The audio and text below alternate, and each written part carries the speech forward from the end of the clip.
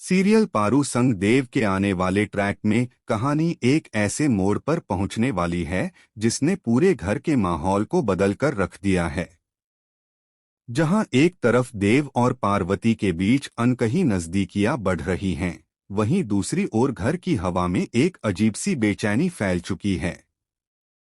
ऐसा लग रहा है जैसे किसी तूफान की आहट धीरे धीरे पास आ रही हो और हर कोई अपने अपने तरीके से इस तूफान की दिशा को समझने की कोशिश कर रहा हो। घर की दीवारें भी जैसे इन नए रहस्यों की गूंज को महसूस कर रही हों। देव और पार्वती दोनों ही अपने अंदर अजीब सी दुविधा महसूस कर रहे हैं।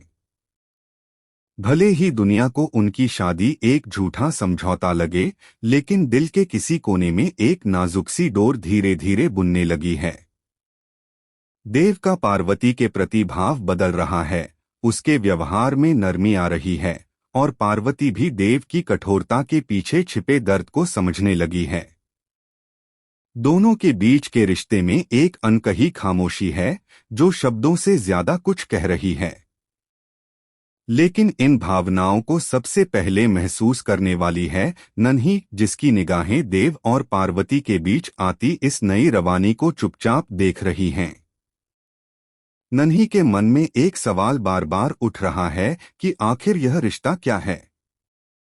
क्यों देव कभी पार्वती से दूरी बनाता है और फिर अचानक उसकी तरफ बढ़ भी जाता है।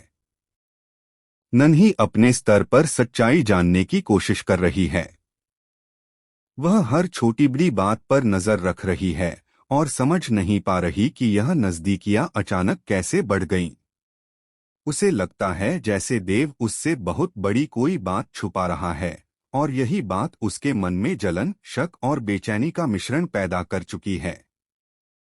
देव और पार्वती दोनों ही समझते हैं कि नन्ही के मन में जो सवाल हैं, वे एक दिन उनके रिश्ते के लिए मुसीबत बन सकते हैं।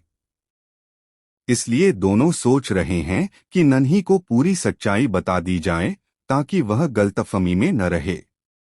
देव साफ कहना चाहता है कि वह नन्ही से शादी करेगा और पार्वती तो बस नाम की उसकी पत्नी है जिसे उसने हालातों के कारण अपना लिया था।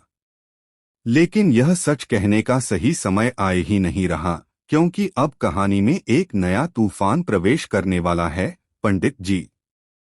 पंडित जी अचानक घर पर आते हैं। उनके चेहरे पर एक गंभीरता है और हाथ में पुरानी ग्रंथों वाली झोली। बुआ माँ, जो हमेशा देव की राह में अपनी चालें चलाती रहती हैं, तुरंत। यह सुनकर बुआ माँ के चेहरे पर एक अलग ही खुशी फैल जाती है। उन्हें लगता है कि इस बार उनके हाथ में पूरा नियंत्रण है। पंडित जी के आने के बाद घर में मानो हलचल मच जाती है। हर कोई फुसफुसाने लगता है कि क्या वाकई देव की जान किसी खतरे में है, और अगर ऐसा है तो क्या शादी ही इस समस्या का समाधान है। बुआ माँ तुरंत घोषणा करती हैं कि देव और पार्वती की शादी दोबारा होगी, वह भी पूरे रीति रिवाज के साथ।